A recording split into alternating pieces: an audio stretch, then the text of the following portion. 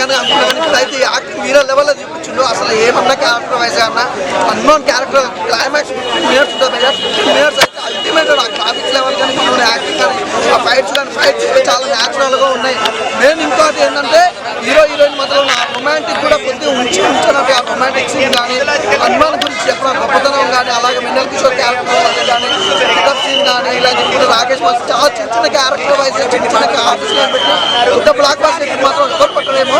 చాలా బాగుంది అన్న. అసలు దేవుడి గురించి కానీ చాలా బాగుంది.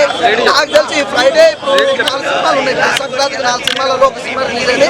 ఇంకా 3 సినిమాలు ఉన్నాయి. వెంకటేష్ గారికి కానీ మహేష్ బాబు కానీ నాగార్జున గారికి. ఈ 3 సినిమాలలో నేనైతే క్లియర్ చెప్తున్నా. ఈ 3 సినిమాలు కొద్దిగా అతిథి ఉన్నాయి అనుకో భయ్యా, హనుమాన్ కొట్టుకొచ్చేస్తాను. నిజంగా పార్ట్ 2 కోసం వెయిటింగ్ భయ్యా. నిజంగా పార్ట్ 1లో ఇంత అద్భుతంగా చూపిస్తుంది మాత్రం ఎవరు ఎక్స్పెక్ట్ చేయరు.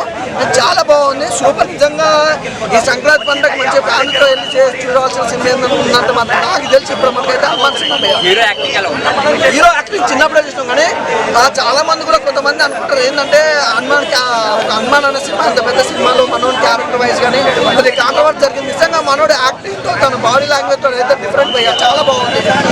నేను అలాగే వరలక్ష్మి గారి క్యారెక్టర్ అయితే సూపర్ చూపించారు భయ్యా. నిజంగా ఒక తమ్ముడు అక్క మధ్య అంత ప్రేమ ఉంటుందో లేదో కానీ నిజంగా చాలా న్యాచురల్ గా అలా క్యారెక్టర్ వైజ్ కానీ అసలు బ్యాక్గ్రౌండ్ మ్యూజిక్ కానీ ఆర్ఆర్ కానీ సూపర్. నిజంగా నాకు ఎక్కువగా నచ్చిందంటే మిన్నల్ కిషోర్ గారి క్యారెక్టర్ కానీ అలాగే వరలక్ష్మి గారి క్యారెక్టర్ కానీ నిజంగా మన గెటప్ సింగ్ గారి క్యారెక్టర్ కానీ రాకేష్ మాస్టర్ క్యారెక్టర్ కానీ మన క్యారెక్టర్ అన్ని వేరే లెవెల్లో చూపించారు.